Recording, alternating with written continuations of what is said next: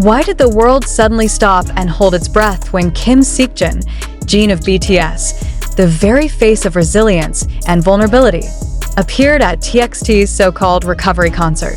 Why did the cameras linger on his expression just a little too long, as if they wanted us to see something hidden behind his smile? Why now, when his health, his recovery, and his privacy should be the only priority? And why, of all people, did HYBE choose Jin, the eldest member of BTS, the symbol of duty, sacrifice, and military service, to be thrust back into the spotlight before the world was ready? This is not just a story about a concert. It's not even just about Jin or TXT. It's a story about silence, power, corporate control, and the fine line between devotion and exploitation. Fans call themselves ARMY for a reason. They are watchful, protective, loyal. And yet, when Jin walked onto that stage, radiant but undeniably fragile, the question that should have echoed across the globe was drowned in cheers. Is he truly ready? Or is someone else pulling the strings? Could HYBE, the entertainment giant that rose to unimaginable heights on the shoulders of 7 young men who gave everything, be orchestrating yet another spectacle for profit? Could this surprise appearance, marketed as a gift to fans, actually be part of a much colder calculation, an attempt to shift narratives, strengthen branding, and keep shareholders satisfied while one of their brightest stars carries burdens we cannot see? And perhaps the most uncomfortable question of all, where's ARMY in this? Why are millions of voices suddenly silent, as though held in check by invisible chains? Has the fandom that once moved mountains been subdued, strategically muted by the very company they helped build? Or worse, has Jin himself been silenced, his smile rehearsed, his appearance scripted, his well-being compromised for the sake of an empire?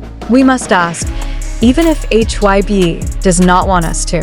Because behind every carefully polished performance lies a truth. Behind every smile lies a cost. And behind the curtain of this so-called recovery concert lies the real story. What is happening to Jin, and why is no one telling us the truth? Stay with us, because the deeper we go, the more unsettling the answers become. Why did Jin appear at TXT's recovery concert? But then came the whispers. Reports that military life had taken its toll, that Jin was enduring not just the physical weight of duty, but also the emotional strain of being cut off from the stage that defined him. He was said to be recovering, yes, recovering, but recovering from what exactly? Was it exhaustion? The toll of years of schedules and performances? Was it injury, hidden behind polished statements? Or was it something even heavier, the quiet mental fatigue that comes when a person is both idol and soldier, public figure and private man? And just when ARMY thought Jin would remain in the shadows until his official return, there he was, standing at TXT's recovery concert. Why? Why that stage? Why that timing? Why him? TXT is not just any group. They are HYBE's heirs, the younger brothers positioned to carry the torch while BTS fulfills its military obligations. Their concert was marketed as a symbol of resilience, of recovery from hardship. But what message was HYBE really sending by inserting Jin into that moment?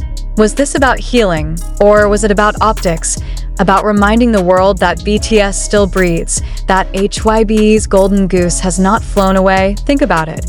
If this was truly about Jin's well-being, why expose him to the roaring demands of a concert hall when his recovery, physical, emotional, mental, should have been the focus? Why parade him before cameras and screaming fans when silence, rest, and privacy should be his shield? Was this really his choice, or was it a decision made in a boardroom, crafted as part of a marketing strategy that sees Jin not as a man but as a symbol? And then comes the chilling thought. Did HYBE place Jin on that stage not to celebrate his recovery, but to use him as a prop for TXT's narrative? A reminder to the public that HYBE's empire remains united? If so, what does that say about their priorities? About Jin's health? About the human cost hidden beneath dazzling lights and camera flashes? The truth is, Jin's presence wasn't just unexpected. It was calculated. The moment he walked onto that stage, every headline shifted, every camera clicked, every fan account exploded. TXT's concert was no longer about TXT. It was about Jin. And maybe that was exactly the point. But if this was calculated, then we must ask, calculated by whom and for whose benefit? Was this really Jin's choice? Or was it HYBE's move in a much larger game? A game where the players are not idols but commodities, and where health and silence are secondary to profit and control. And if that is the truth, then the bigger question lingers like a shadow. Does HYBE actually care about Jin's health? Or do they care about the headlines he can create? Why did Jin appear at TXT's recovery concert? Every corporation tells the world that it cares about its people. Every glossy press release insists that the artists are family, that their happiness is the company's happiness. But history has shown, again and again, that when billions of dollars, international markets, and shareholder demands collide with human vulnerability, compassion is often the first thing sacrificed. So we must ask, when Jin appeared at TXT's recovery concert, was HYBE showing us love for its artist or power over him? Consider this. HYBE is not just a music company anymore. It is a global conglomerate, trading on stock exchanges, diversifying into games, platforms, and lifestyle products. Investors don't buy feelings, they buy numbers. And what numbers matter more than the presence of BTS? The crown jewel, the unstoppable force that turned a small agency into a corporate empire. With BTS on military hiatus, that empire trembles.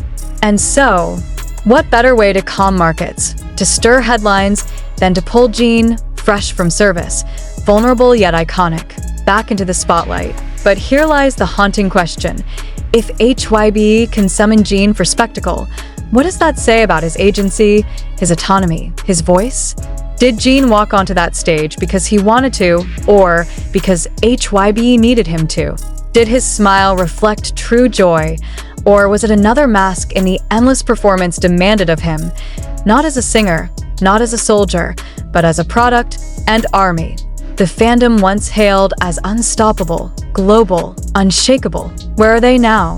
Why are the same voices that defended BTS through every controversy now muted, hesitant, silent? Why is the timeline not exploding with outrage, demanding answers about Jin's health, demanding clarity about his recovery, demanding that HYBE respect the man before the brand? Is ARMY's silence voluntary, born of fatigue after years of battles? Or is it something darker?